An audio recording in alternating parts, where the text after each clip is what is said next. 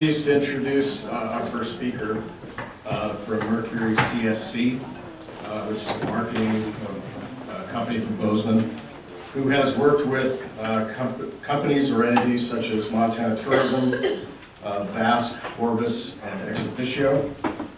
MACLAREN LATTA is currently the Vice President of Consumer Insights and has helped clients achieve their goals with strategic media planning, target audience insights, creative messaging, leveraging consumer perspectives, and understanding current trends. Prior to being with Mercury, she was a member of the leadership with Carmichael Lynch Spong and led insight-driven national campaigns for such companies as Maytag, Select Comfort, and American Standard.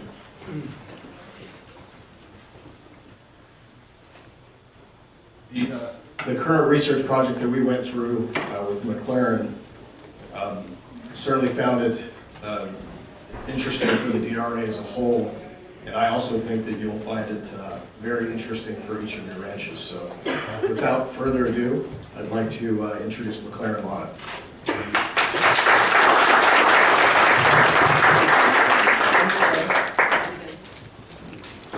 Good morning, can you hear me in the back? Okay. Where's Jerry? Right here. Okay, there you are. I want to make sure you were here. Jerry, perfect. He promised that he was going to touch me. Thank you all for being here. It is fantastic to be here. I'm very, very excited.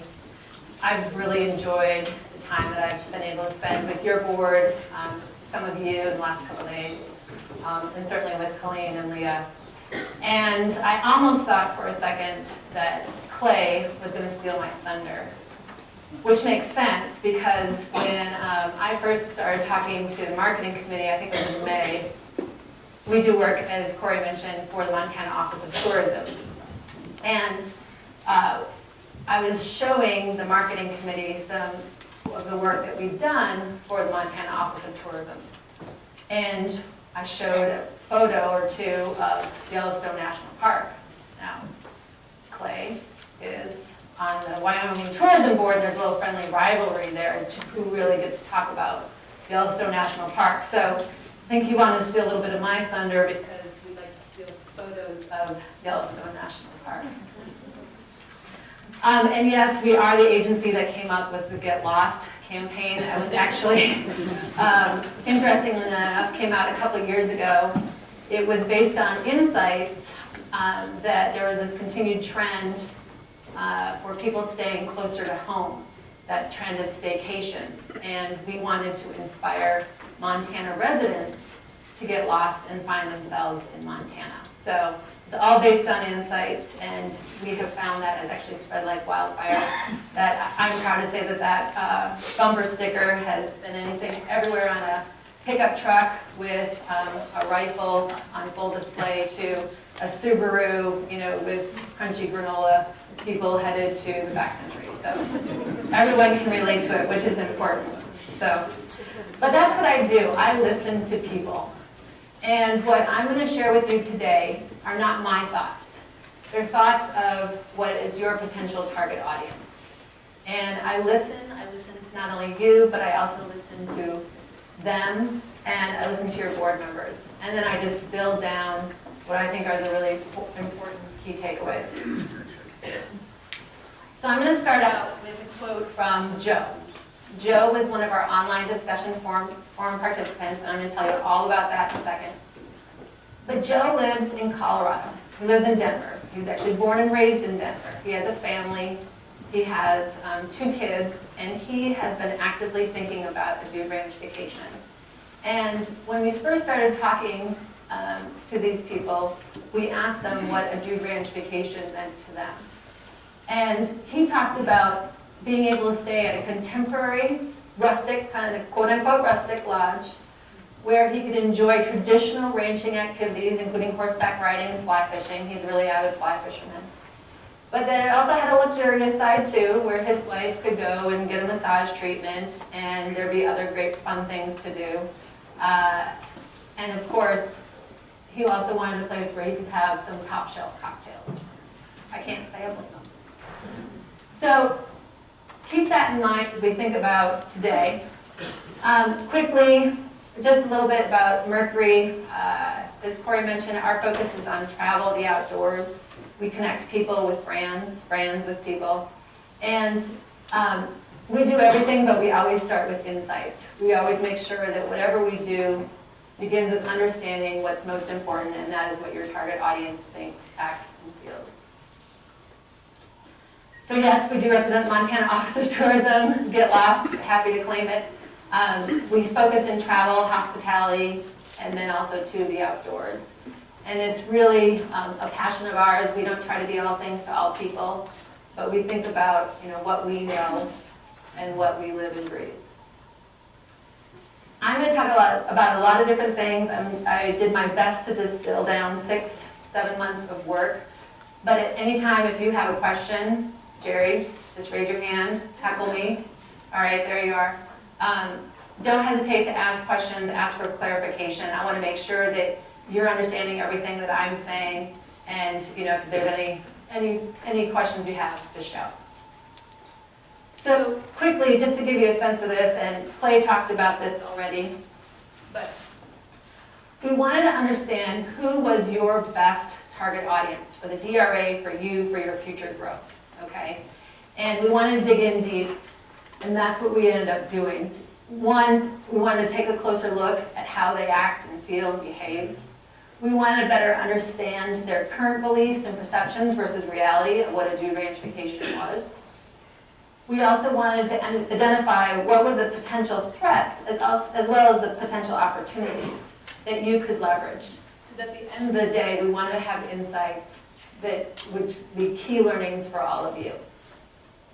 So Clay mentioned he talked about the deep immersion session that happened at the board meeting. And we actually started with a deep dive in secondary research. Obviously, we know a lot about the travel industry, but we want to dig into the association itself and really understand the dude ranch vacation aspect of the industry. Then we had the deep immersion session. I found it really fantastic because it gave me really the first time that I interacted with the board, who are truly representatives of you. And it hit home to me the incredible values that you all have and the utmost sense of hospitality. And I do a lot of work in the travel and tourism industry, but at the end of the day, and I'm not just saying this to blow smoke, I don't know a more hospitable organization or group of people than the DRA. And I think that's a really, really important part of your story. We're going to talk more about that. And then after the immersion session, what I did then is I went back and I worked with Colleen and identified a target audience that we thought was your best target audience option for future growth. We outlined that profile. We selected people to then participate in an online discussion forum. And this is I think it kind of blew everyone away. We spent 2 weeks, me asking questions and listening, and people posting their responses to my questions online. They could come and go as they pleased. And as Colleen will testify, these people tell you more than you'd ever want to know. They really share a lot. And it's really powerful information that they share and that they're willing to share. And when we first started out, they had no idea that this was for the Dude Ranchers Association. They had no idea. They just knew that it was about travel. And eventually we shared with them what it was specifically about. But they really share a tremendous amount of information. And so I'm going to share with you their thoughts and their opinions. But I first want to take a step back and talk about the history of travel, because I think it's important to put it all into context. So the birth of travel, right? Augustus had rid the Mediterranean of pirates. It was safe to travel. And the Romans started visiting Greece, right? This is like 100, 200, right? Like long, long time ago. But they wanted to experience, some of them, the world. And we essentially look at breaking down travel into 3 different eras. We have the era of the badass, right? This is when the Romans started, and let's say Marco Polo, Lewis and Clark, right? Even though it was government mandated, they were still traveling. This is the time of Hemingway, as well as, if you think about it, Teddy Roosevelt too. And this was a time of simplicity. There weren't a lot of places necessarily to go, but they wanted to experience something other than what they knew. They wanted to get out into the unknown, okay? And there weren't really a lot of people traveling, right? They were unique. They were on their own. And interestingly enough, when I think about your own history, this is also the time when Howard Eaton came out and founded the Custer Trail Ranch in the 1880s. Okay, this is the era of the badass. The next era,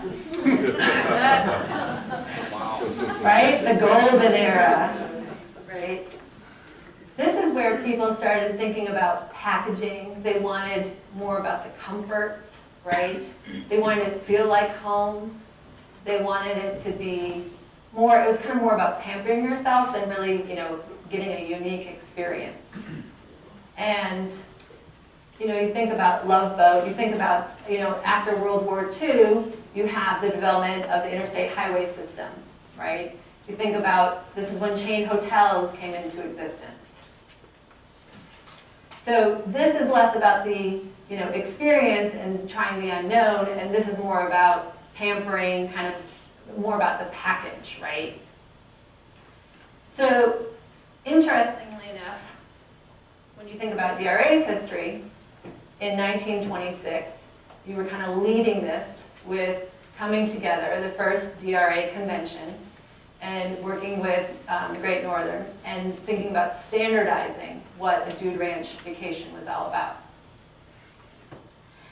By 1987, there were 350 million tourist arrivals globally. That sounds like a lot. But a lot has changed with the now lack of, well, I shouldn't say lack of, but the falling of, let's say, the Berlin Wall, the idea of no longer there's a Soviet Union, you've got globalization, you have the internet, right? So now we are in the era of experience. You went off McLaren somehow. Your Uh-oh. Yeah, all right, back. Is the volume pretty consistent? Okay, all right, just holler. So this is the era of experience. We are now in the era of experience. And there's three key components about the era of experience. Everybody on? Just move in front of the podium, you go out. Okay, all right. What I don't want you to hear is something that I say. Oh, you know what I can do? I'll just turn this on.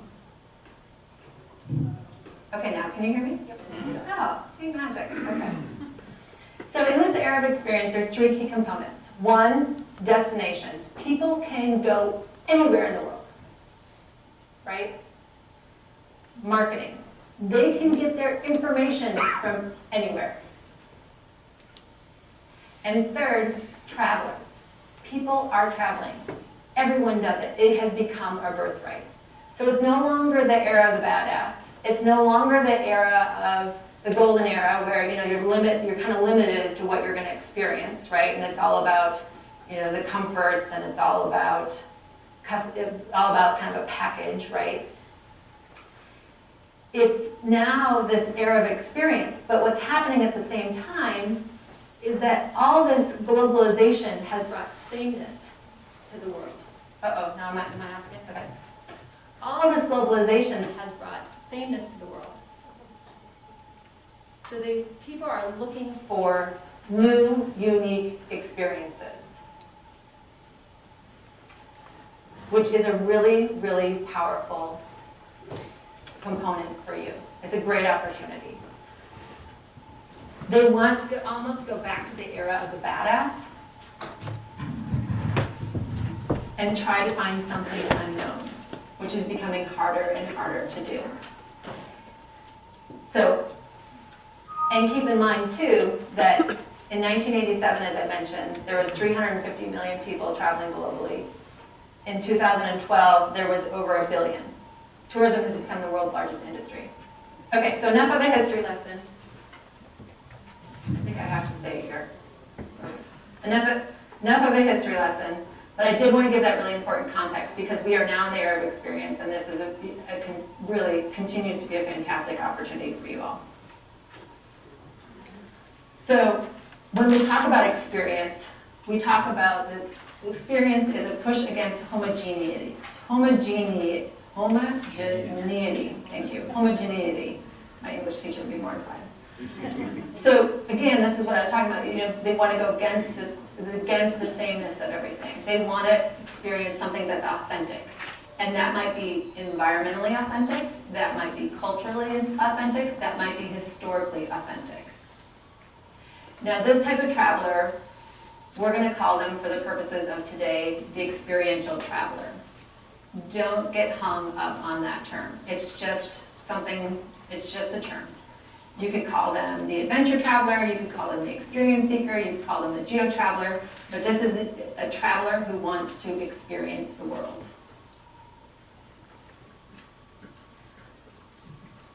And they want to have life-fulfilling experiences. They're looking for you, the real, unique you. And that, again, is really powerful. If you aren't familiar with skift.com, I highly recommend that you take a look at that website. It's got really great information about the travel industry. What's that? What is it? Skift.com. Can you hear me if I move away? Yeah. Okay, cool. Skift.com. Can you spell that? Yeah, SKIFT.com. And Skift puts out different reports. Some you have to pay for, some you don't. But one of the free reports that they have is the rise of the experiential traveler. And if you can't find this, get in touch with me. Colleen also has it. But there's some really good information here to continue to understand what this is all about.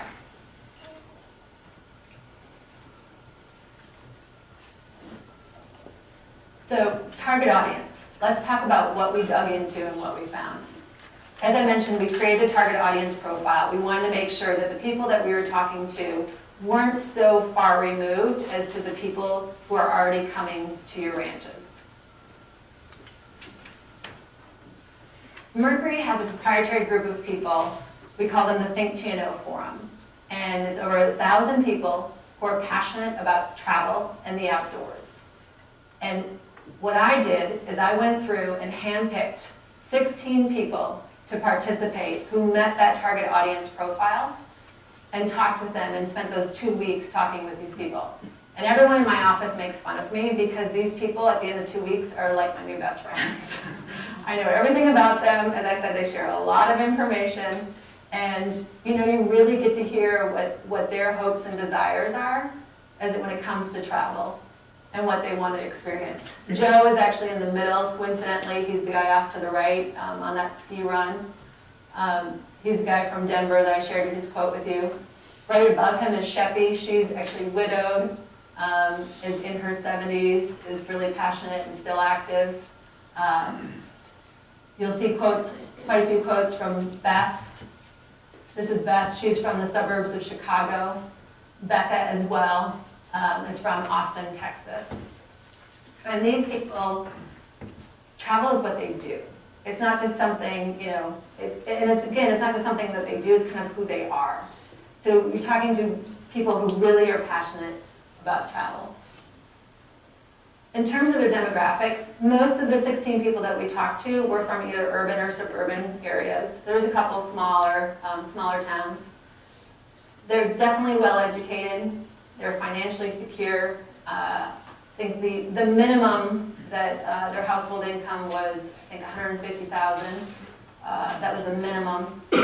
As I mentioned, 16 adults, 11 of them were women, because we make the decisions, people, right? Don't forget. But we had 5 men, a good range of ages, and then 12 of them had families of kids 18 and under, but others had adult kids grandkids. So definitely a family component to it. Any questions thus far? Okay. In terms of their behaviors and attitudes, we made sure before we chose them to participate that they met the profile that we were looking for. They enjoy the outdoors. They're definitely environmentally conscious, okay? They travel frequently, at least 6 leisure travel trips each year. When I say they crave uniqueness, they're looking to have lesser traveled paths, both literally and figuratively. They don't require luxury, but this doesn't mean that they want cheap polyester sheets and crappy furniture. Because thanks to that golden era, right? we still want those good experiences.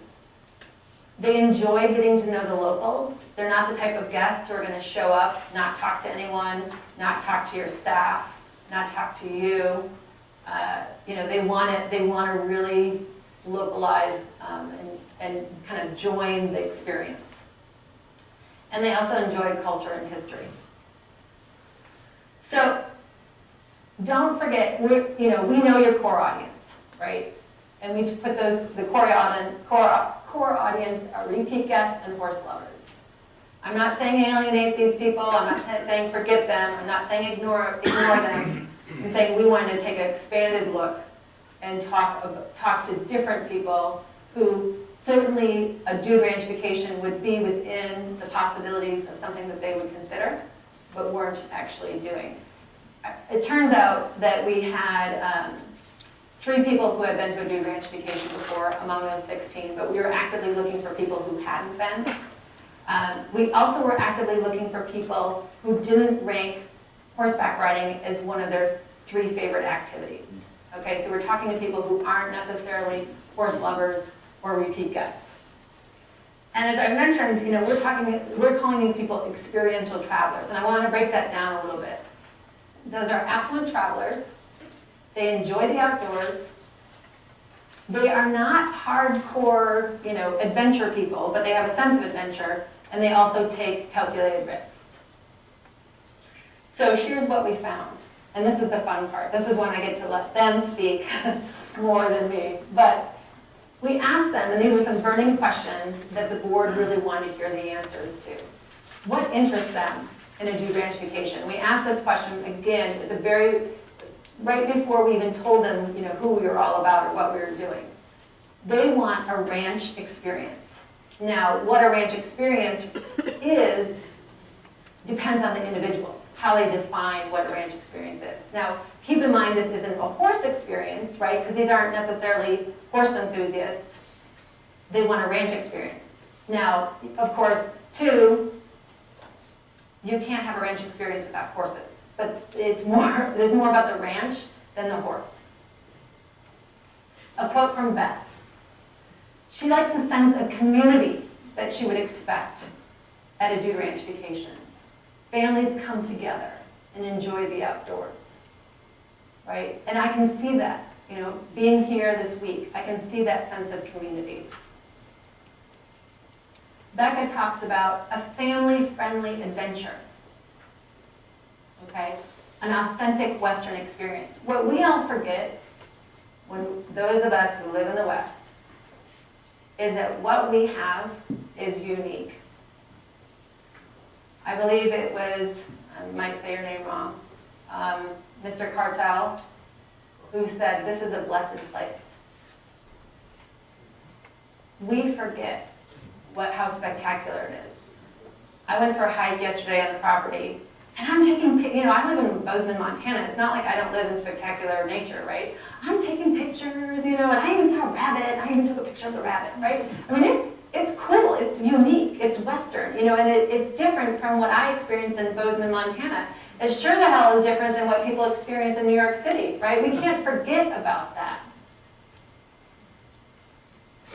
So what are their expectations, okay?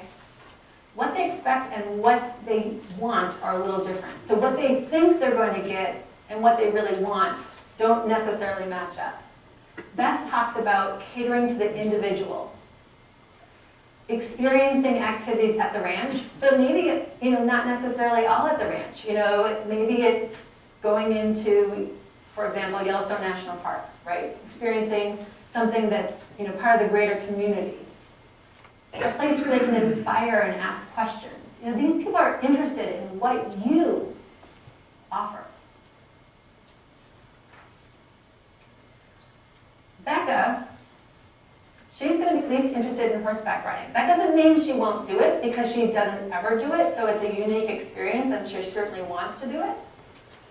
But Becca wants to try other ranch activities. She talked about lassoing, branding wood. I think she talked about branding wood, not actually branding the animals, but branding wood. Bonfires, cookouts, like things that I would guess that most of you all kind of take advantage of, or you just kind of assume that, okay, this is what we do. But this is really cool. And Becca lives in Austin, Texas, right? So Laura is really interesting. She lives outside of Alexandria, Virginia. She's not married. She does actually a lot of, coincidentally, travel blogging. And she just doesn't get what a unique experience a ranch setting offers. I mean, she's talking about her other options. I can just go and rent a condo somewhere, right? She doesn't get the experience. But she appreciates everything that you offer. She wants to do, she wants to be in the outdoors. She wants to do lots of different activities. So we asked them at the end of this 2 weeks, give us 3 reasons why you would choose a ranch vacation. They want it personalized. They wanted the outdoor experience in a unique setting. Mara, who's from Atlanta, all the different types of activities, something for everyone. Great vacation for the whole family. And she can disconnect, right? I'm sure you hear this from your own guests. Joe talked about, and I didn't include this whole quote because it would have taken up the whole entire page, but he's like, I want to shoot guns and have s'mores and feel like a kid again with my kids, right? Like, he just wants to kick back and have fun. He also talked about, even though he lives in Denver, he lives in the city, and he doesn't get to experience a dude ranch, right? So it's another great way to experience the place that he lives. And he loves to fly fish, and he says he never gets enough of that. So that's why he wants to come. Stephen is a surgeon out of Indiana, travels quite frequently. He loves the mountains. He likes all the different activities, and he likes the idea of, you're going there and everything's taken care of for you. So we also asked them the tough question, why would you not choose, right? We heard why you want to, why would you not? Price and lack of flexibility. Now, price is not because they don't have a household income to pay for it. Price is because they lack the understanding of what the experience is. And then the lack of flexibility most often came to the fact of feeling like they were part of like a group activity, or they had to be in a group, that was all about horses, and that they had to stay for a minimum of 7 days. Again, this is not what I'm saying, this is what they said, this is what they shared. So Mara, pretty expensive. Again, Mara, she's a stay-at-home mom, household income over $200,000, right? It's not that expensive for someone who's got a household income of $200,000. Also, too, between travel time and everything else, it requires her husband to be away from the office for 10 days, and that's a lot. And the riding component, as I mentioned. Joe, like I said, Joe's actively seeking a dude ranch vacation. Potential cost, length of stay were top of mind for him. Stephen, again, he's a surgeon out of Indiana. Cost. Now, mind you, again, I happen to know that right after we finished up with the online discussion forum, Stephen took his family of 4, went to Big Sky Resort, was there for a week, paying $100 a person for for skiing every day, right? So again, it's not, and that was just, $102 for a lift ticket. And then this idea of being committed to a single location. So we dug in deeper as to what price range are they willing to pay. And again, as I talked about, it's not the price, it's not about the household income, it's about the lack of understanding of the experience. And among the 16 people, $1,700 per person per week. Take that with a grain of salt. I'm not saying that this should be your price. I'm just saying this is how it came back.